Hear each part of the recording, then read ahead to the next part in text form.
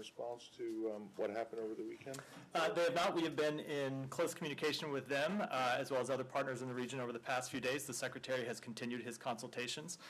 In the past 24 hours, he has talked to Benny Gantz, a minister in the Israeli War Cabinet.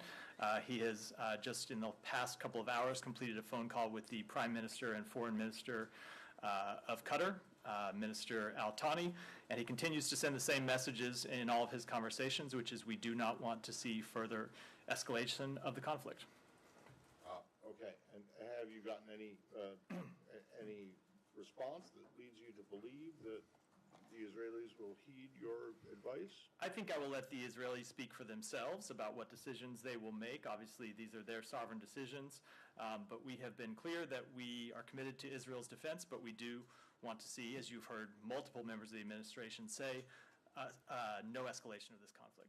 All right, and then you just said he spoke to Gantz and the Prime Minister of Qatar, but does he have other call?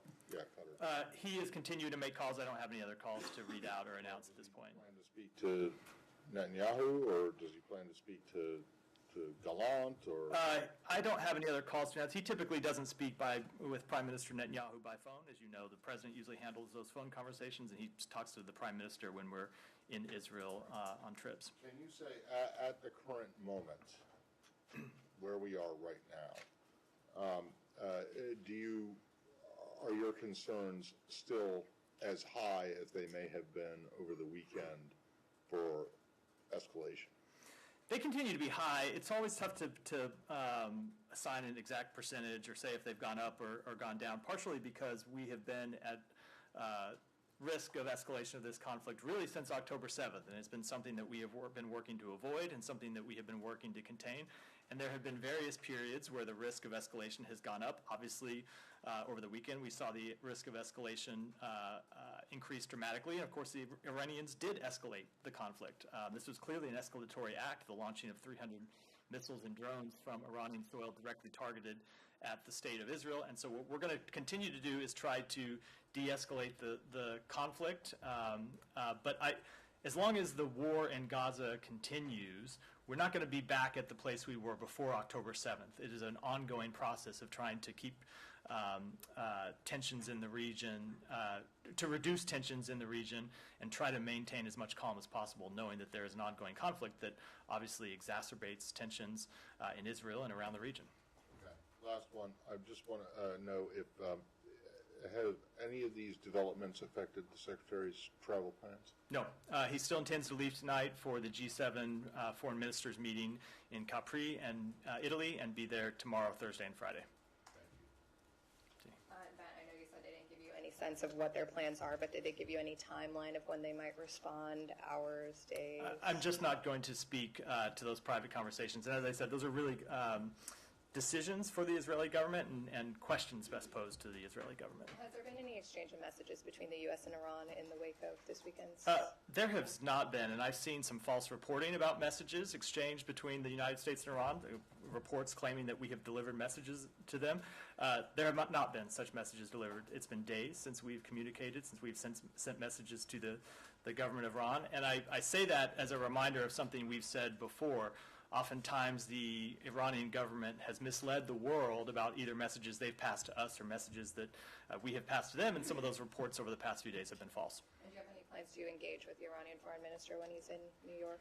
I do not anticipate any such engagements. Can you confirm the U.S. has granted him a visa for his visit to the UN? So a few things about that. Number one, visa records are confidential as a matter of law. They're not something I can speak to from this podium. Number two, we do take our obligation as the host nation of the United Nations quite seriously, and that includes allowing diplomats from other countries, even countries with whom we have significant disagreements, to attend UN meetings and UN functions. But number three, we do have the ability to restrict, and in fact severely restrict, the movements of certain diplomats while they are in New York for legitimate UN meetings. So should the foreign minister of Iran attend this meeting at the United Nations, I would not expect to see him at very many locations outside the United Nations. But there were already restrictions, so this is a further restriction? Again, I'm not going to speak to that in detail, other than to say we do have the ability to impose very severe restrictions on the movements of certain diplomats, and I would not expect to see him very many places outside the United Nations. Because one of the first things you guys did, like in February, just after you came into office, was to remove the restrictions that were put on Iranian diplomats in New York. So have you restored those? So as I stand here today, and those restrictions, if I'm correct, and I think I am, it precluded them from going anywhere outside of the UN building, the Iranian mission, and like a 5-block radius of the east side. So as I stand here today, a day before this scheduled meeting, when he is not here, the Iranian foreign minister is not here in New York, I'm not able to speak to that question or answer it in detail. But I will just say, should he attend, you can expect very severe restrictions on his movements inside New York. The Office of Foreign Missions puts out, it did when the Trump administration did this, it was public. It came out. So I would just say, and then you guys rescinded them very deliberately.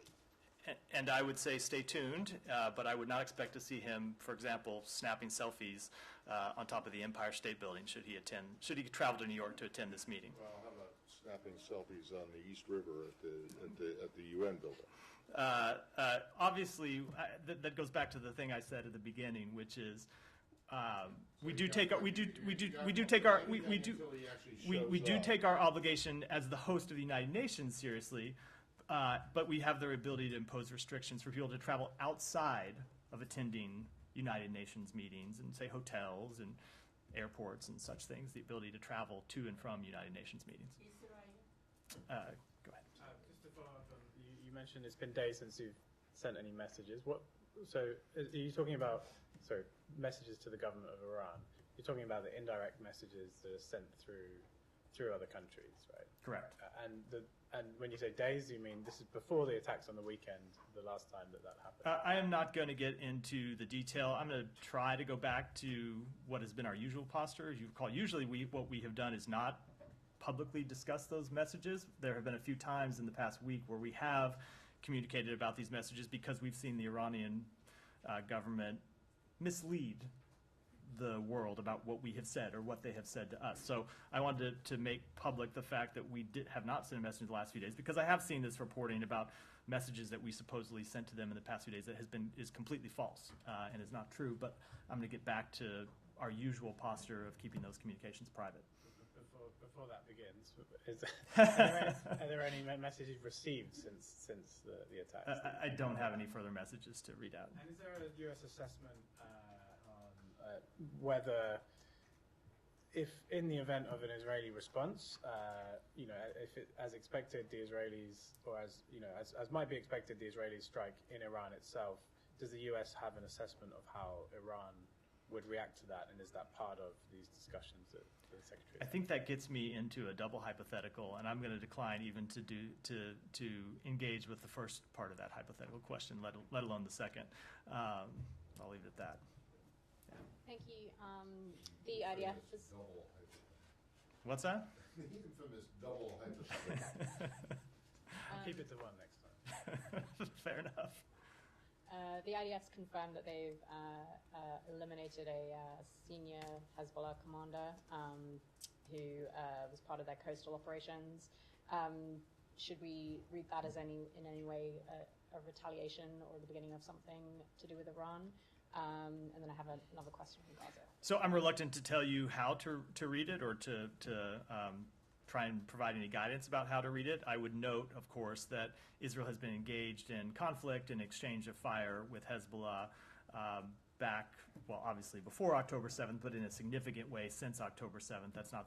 That in itself is not an unusual activity to have occurred.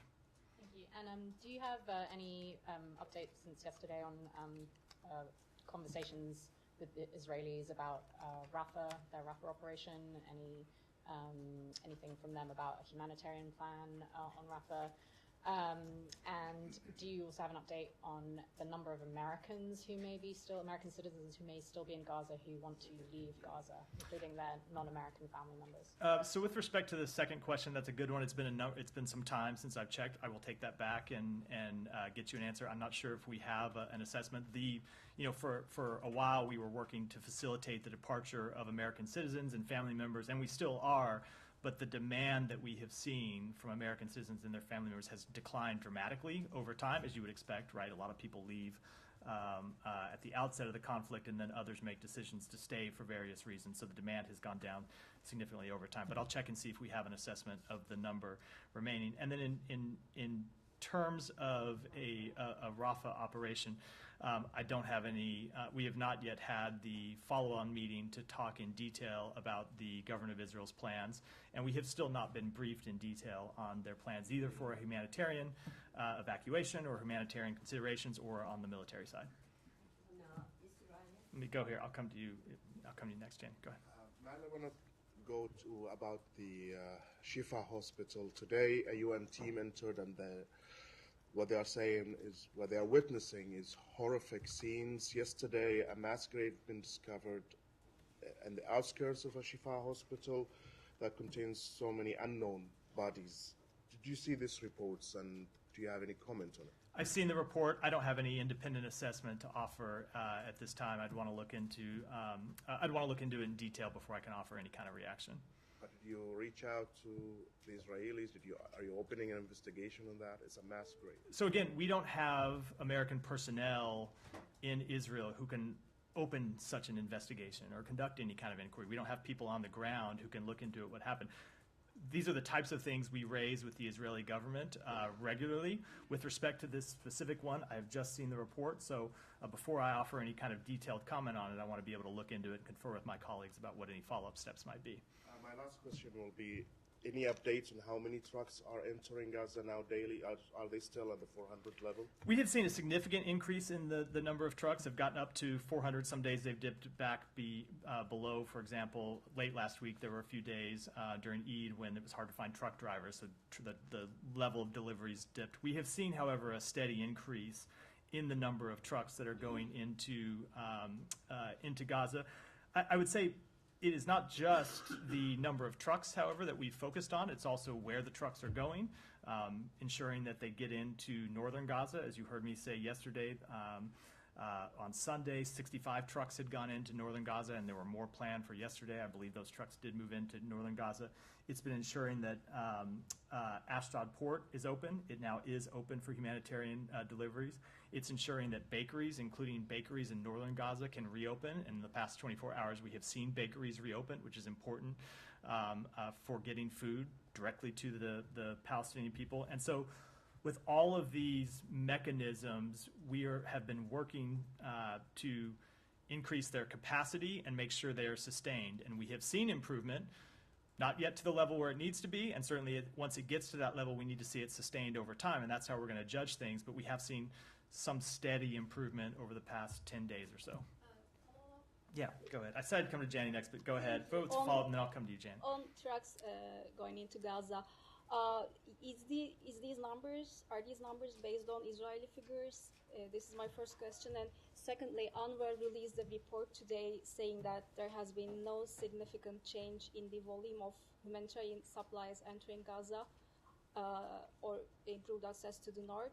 Since the beginning of April, they said an average of 881 aid trucks have crossed into Gaza per day.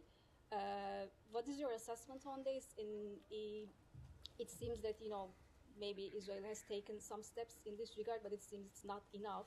Do you agree? And also, we'll follow up on that. Sure. So first of all, with respect to this dispute over trucks, part of it is counting different things, and not just counting a different way, but there are some deliveries that happen that are commercial deliveries that the UN doesn't count because they're not part of the relief efforts that the UN monitors. So two things happen. Number one, there are trucks that come in through Rafah and through Kerem Shalom that then are offloaded at Rafah and Kerem Shalom and loaded onto UN trucks, and the UN uses different size trucks, so the UN counts their trucks, not the number of trucks that are coming in. It is a different way to actually measure the number of trucks.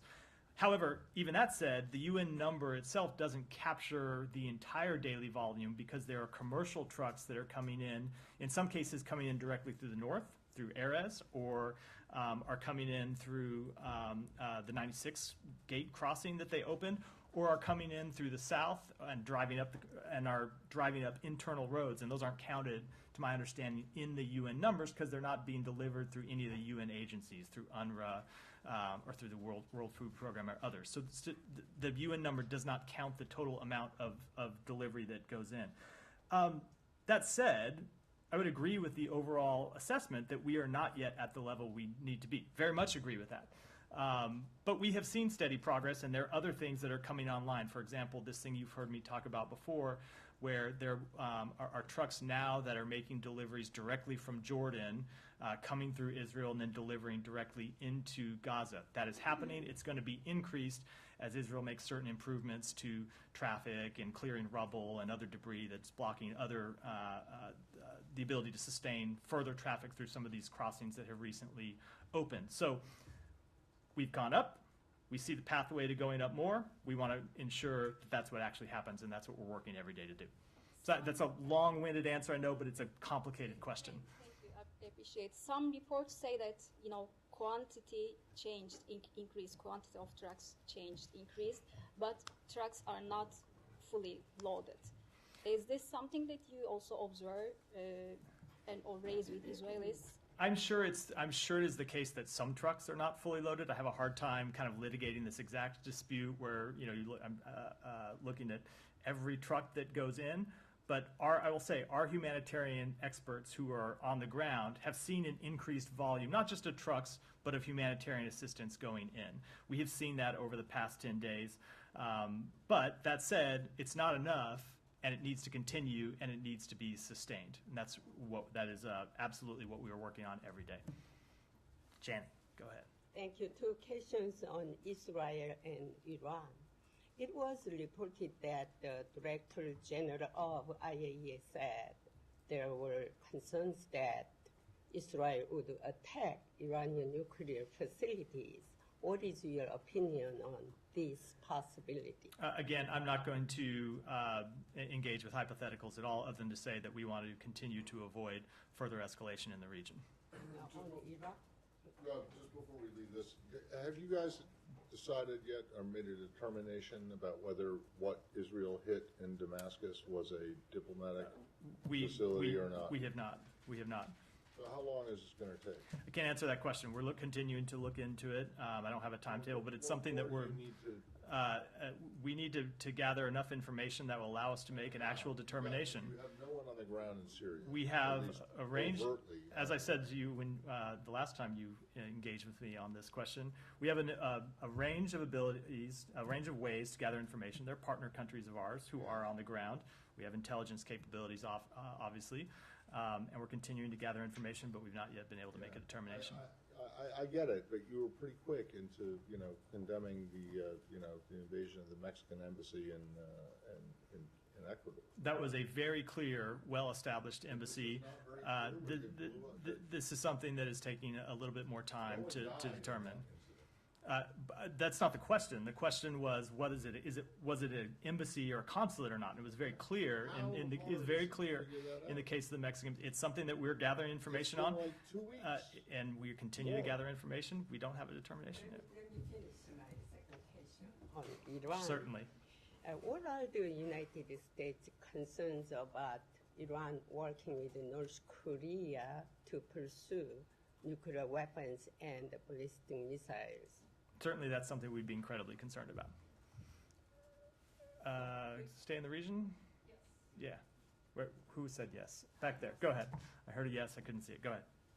So the content of the trucks going into Gaza, are you talking to Israel about the contents of these trucks? Medical supplies are in Gaza is in major need of medical supplies, and some people on the ground are saying, yes, we're getting food, canned food, but we're not getting medical supplies.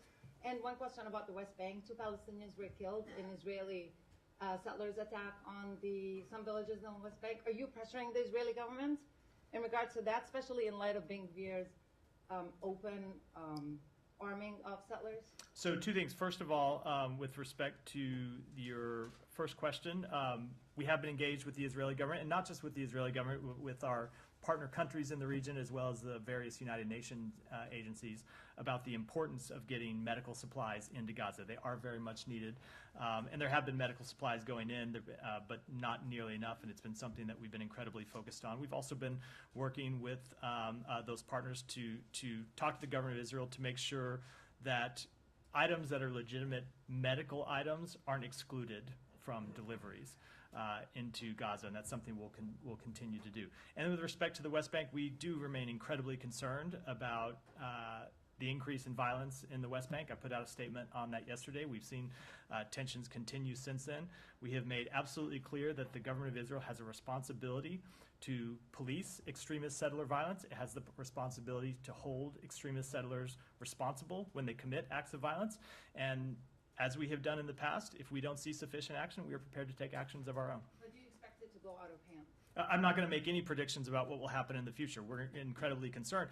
One of the things that we have impressed upon Israel since October 7th is the importance of maintaining calm in the West Bank, and that failing to properly hold settlers accountable for their violence risks an escalation that isn't just harmful to the Palestinian people that live in the West Bank, but it's harmful to Israel's ultimate security, and that it risks broader regional de-escalation. And so we've made the case of why it's in Israel's interest to take this matter incredibly seriously and to hold people accountable for violent attacks, and we'll continue to do that. Michelle. Do you expect Israel to alert the U.S. when they decide to retaliate?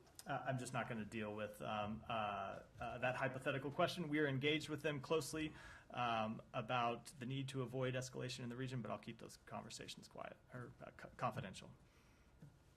It's been about a week and a half since the IDF turned over its findings on the World Central Kitchen convoy strike. The U.S., you said, was reviewing it at the time. Has there been any assessment made on that? There hasn't been a final assessment. We are continuing to review the results of their investigation, and we're also continuing to engage not with the government of Israel about this question, but with humanitarian organizations to see what questions they have, and that process is ongoing. Are you still not calling for a separate independent investigation? We are not at this time. We're continuing to review those results and engage with humanitarian partners. When do you expect this review process to wrap up? I don't have a timetable. Go ahead.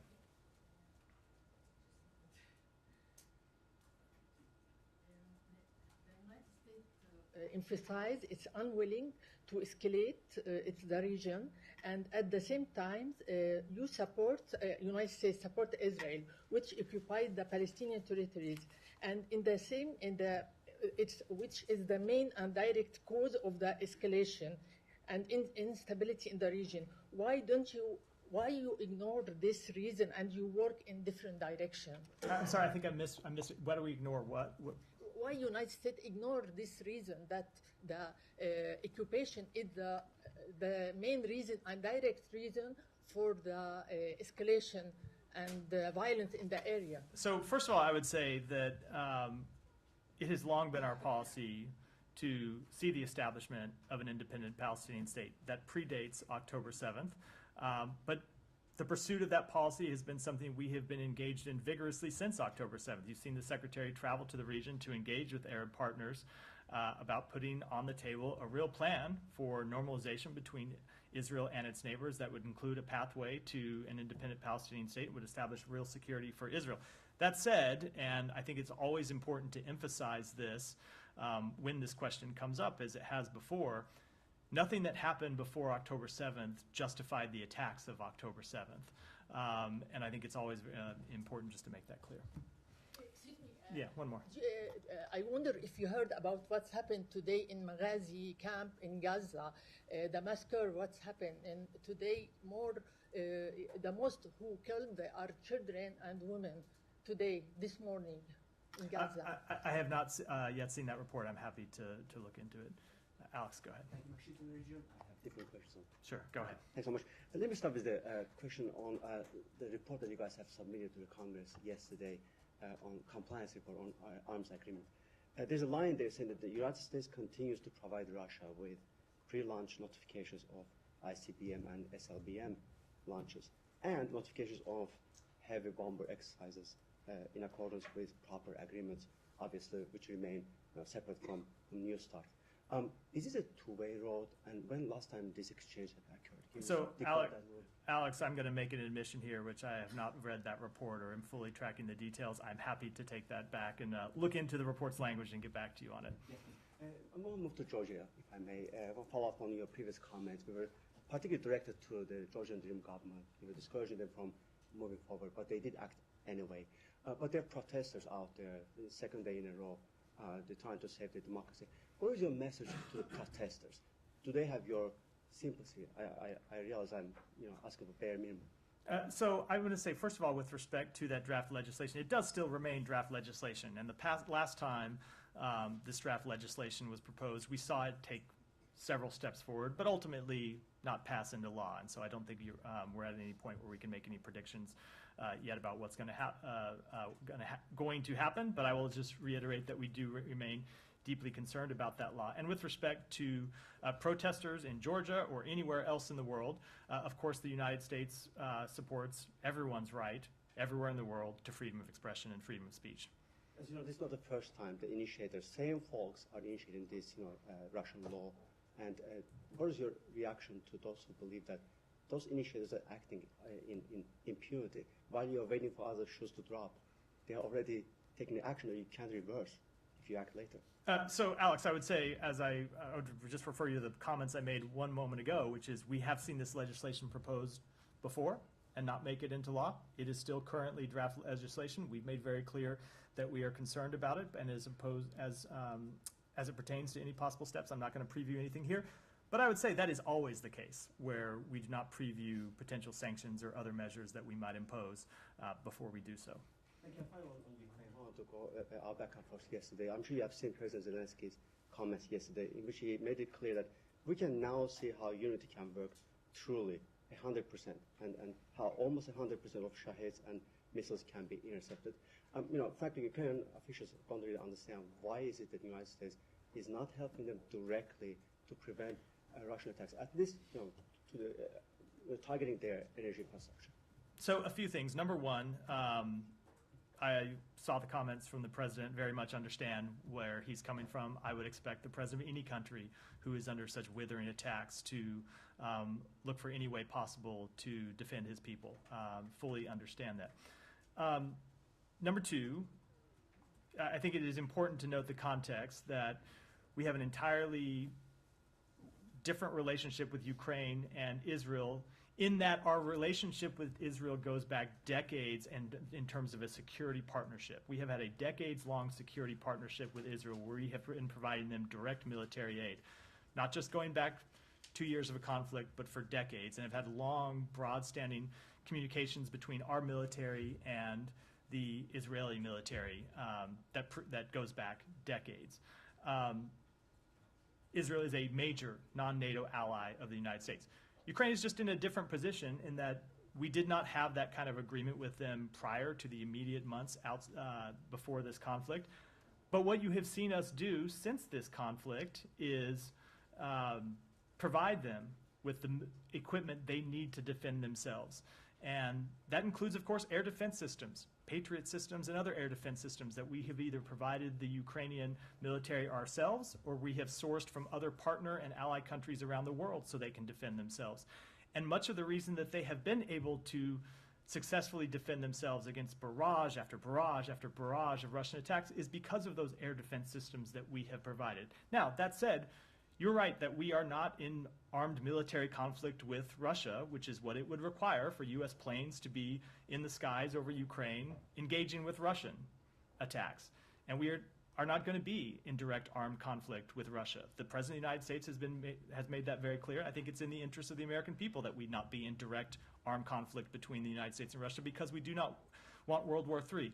That said, we are entirely committed to the defense of Ukraine. We have proved that over the past 2 years. The President has proved that by providing American support. And if you want to ask the question about what more we can do, the question is one to put to the United States Congress, because we have a supplemental spending bill that would allow us to provide more equipment, including more air defense systems to Ukraine that they very much need, and we hope that bill will pass.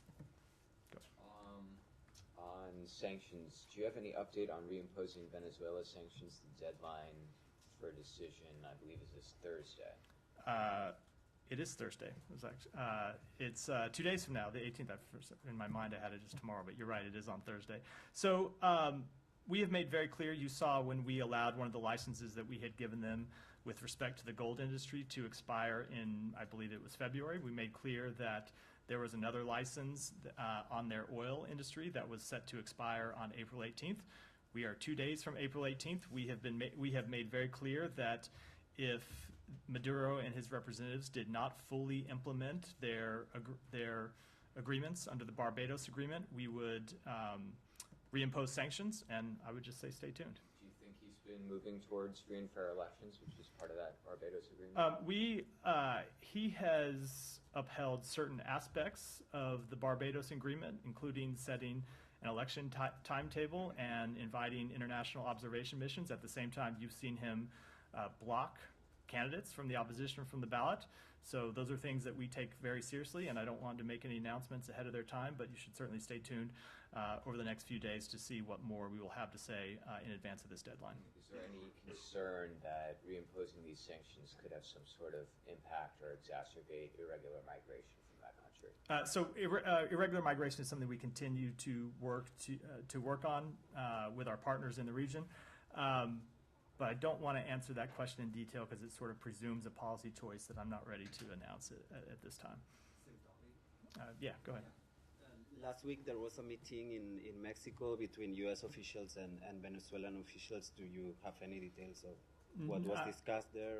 Or? I'm not going to comment on private diplomatic exchanges. Venezuela too, regarding I was just saying, but we have made very clear directly to Maduro and his representatives that we expect them to uphold the things they agreed to under the Barbados Agreement. And on another meeting today here in Washington with Cuban authorities on migration, do you have any comments on what is being discussed and why is this meeting for? So these were bilateral discussions between the United States and Cuba. They are bilateral discussions on migration that take place biannually, twice a year. They reflect the commitment by the United States to regularly review the implementation of the U.S.-Cuba Migration Accords, which date back to 1984. Ensuring safe, orderly, humane, and regular migration between Cuba and the United States remains a primary interest of the United States, consistent with our interest in fostering family reunification and promoting greater respect for human rights and fundamental freedoms in Cuba. Go ahead. Thank you. So what are some of the diplomatic measures that the U.S. is doing to de-escalate tensions since the Iran attack? So we are engaging in, first of all, I want to say two things about that. One, we are engaging in diplomacy to make clear that we don't want to see de-escalation. And so that's a message the Secretary has delivered in his direct conversations with his counterparts in the region. It's the message that others have delivered in their conversations with counterparts in the region, others from both our building and broader inside the administration. But there's another thing that we are doing too when it comes to diplomacy, and that is ensuring a coordinated diplomatic response to the unprecedented escalatory actions that Iran has taken. And you've seen the Secretary engage in conversations with his G7 counterparts. The President, of course, held a video call with the leaders of the G7 countries on Sunday, and it's something that we will continue to coordinate on in the days ahead. And as far as the Arab countries like Jordan, is there a strategy to help bolster them since they took action in shooting down those drones? So I'm going to let any country speak to its own actions. Go ahead. Yeah, go ahead. There's a new Washington Post report today that a 6-year-old girl in Gaza City was killed, and the paramedics who went to rescue her. And that report finds that the ammunition matches that of Israel. Does the State Department have a new comment? You've spoken to it before. Said you've been in touch with the Israelis. Are you satisfied with their explanation? So I did read that report right before I walked out here to the podium, and I just want to say again that the death of Hind Rajab is really an unspeakable tragedy, something that never should have occurred and never should occur. When she first died, and we saw the reports of her death, we raised the matter with the government of Israel directly. They told us that they had conducted an investigation and found that there were no IDF units in the area at the time of her death. I read the Post report, and the Post has concluded something to the contrary. So what we're going to do is take the information that is contained in that Washington Post story. We're going to go back to the government of Israel and ask them for further information. We would still welcome a full investigation into this matter and how it occurred in the first place. You've said repeatedly that there are processes that the State Department has. Admiral Kirby's referred to them as well. Is this one of those such processes where the United States has, could you do something independently here? So we do have processes ongoing to look at various incidents. I have made it a practice never to confirm when a specific incident is under consideration as part of one of these processes, but there are a number of incidents that continue to be under review at the State Department, and that will continue to be the case. That is a separate matter than raising the question with the government of Israel and asking what they have found, and that's what we've done in this case, and that's what we'll be going back to them to do with the new details that were raised by the Washington Post. One more on aid with the humanitarian pier that DOD is leading on. Are you facilitating relationships with NGOs to make that, to get that aid into Gaza? We have been in conversation. Obviously, DOD is the lead for the construction of that pier and the operation of that pier, but our special envoy, David Satterfield, as well as officials in our embassy in Jerusalem have been engaged in conversations with the government of Israel and various United Nations agencies and private relief organizations about the operation of that pier and how to ensure that aid that is delivered into Gaza over that pier can then be properly and efficiently distributed inside Gaza, which of course has been one of the difficulties over the past couple of months once aid actually is delivered. That's been true for the delivery of aid over land routes, and what we're working to ensure is that that is not a problem for the delivery of aid through this new maritime corridor. Go ahead. Talking about with increasing concern about Chinese support for Russian military industrial base. So have you warned the Chinese against doing that like you did a while ago when it comes to lethal aid? Or are you planning any actions to address that? And separately, if I may, Polish President Duda said today that he will meet with former President Trump. That's obviously another meeting after David Cameron met with him, and the Ukrainians expressed interest in that. How are you concerned at all about these meetings?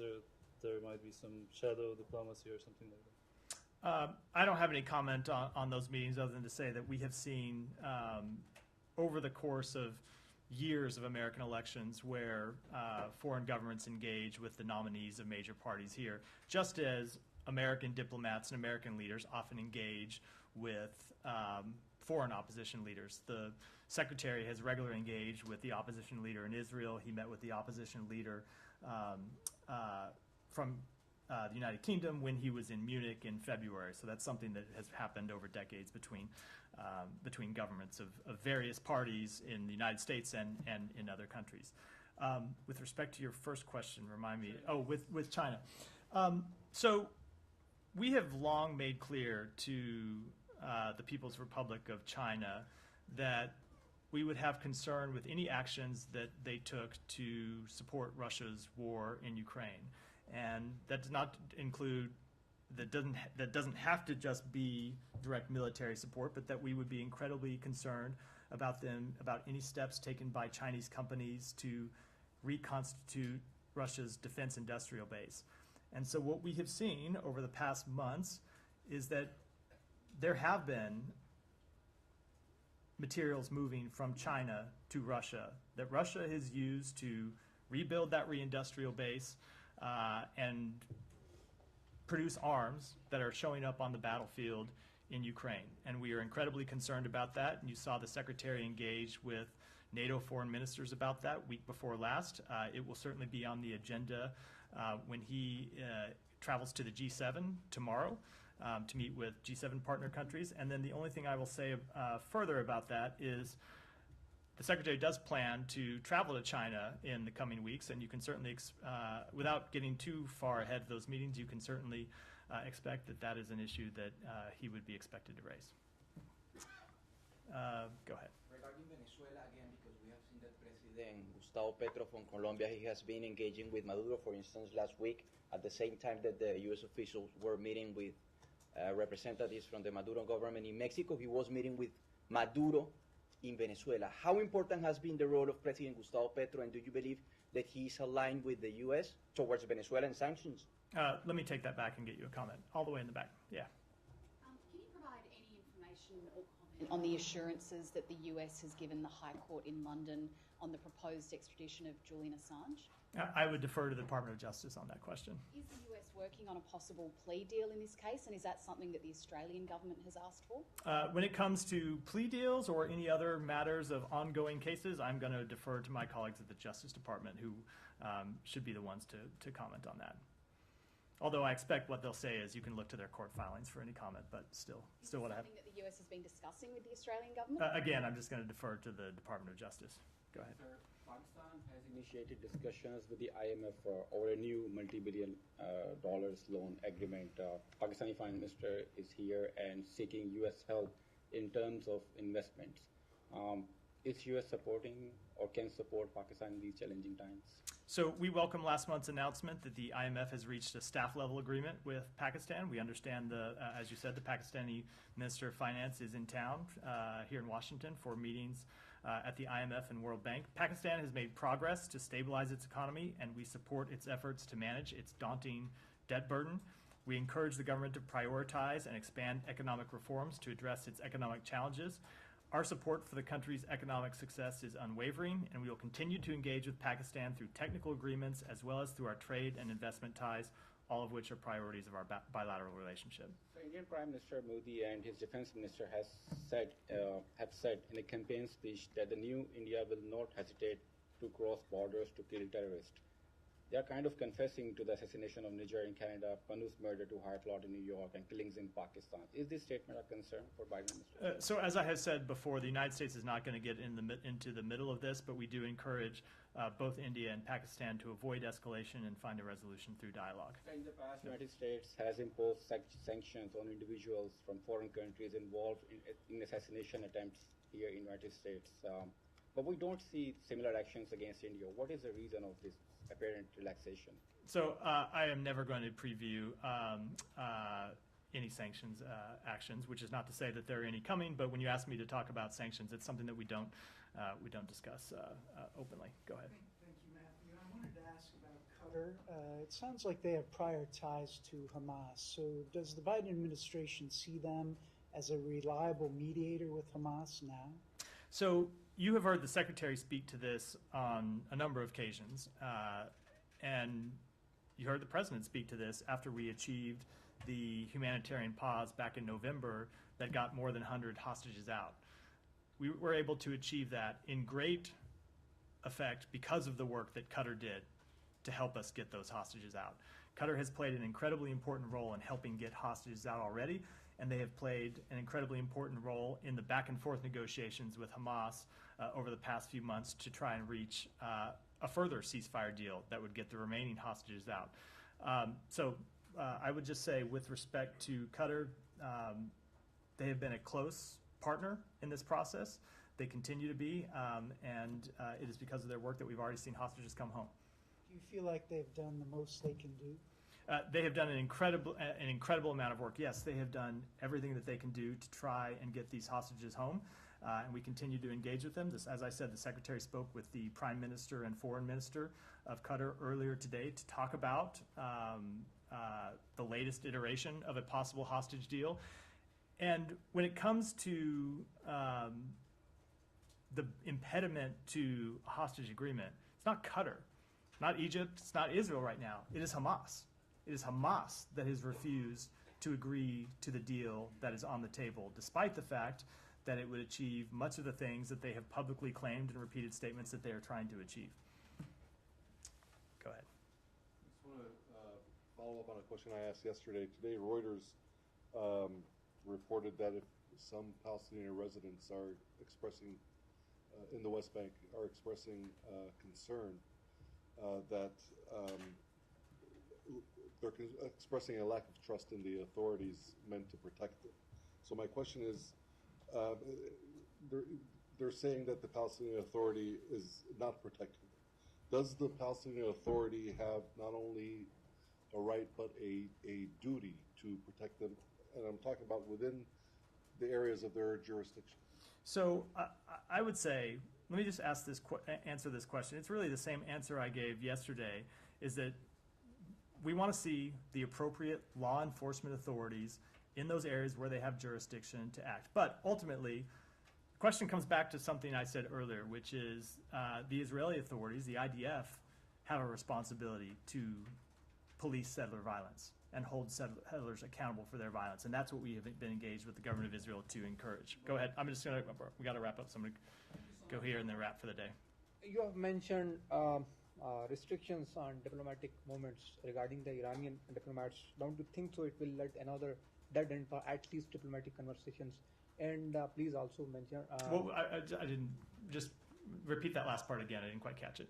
So don't you think so it will let another dead end for at least diplomatic conversation you have with Iran? And what are the channels of communications you have? What are the level of communication level you have with the Iranian side?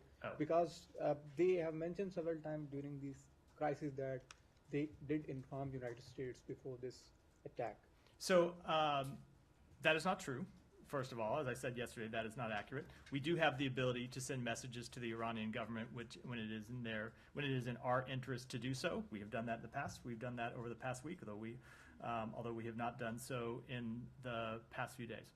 And let me just, and the other thing I'll say, which I said in response to an earlier question, maybe before you walked in, which is that you cannot take at face value what you hear the Iranian government say, either about the messages they have sent to us or the messages that we have sent to them, or about reports you see about those messages, because oftentimes they are either wildly misleading or completely untrue.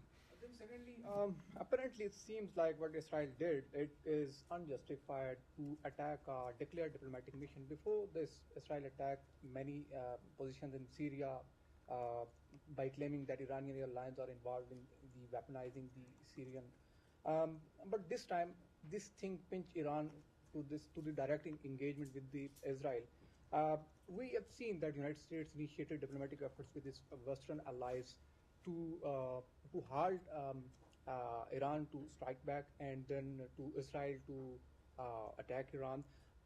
Why you and your allies didn't join any condemnations to stop Israel to further continue this escalation that will prolong this escalation? But you are doing diplomatic, you are doing at best your level for the diplomatic measures, but not with the condemnations. So I will say that I don't agree with every one of the premises in that question, but we have very much been engaged to try to prevent further escalation of the conflict. And with that, we'll wrap for today. Thanks, everyone.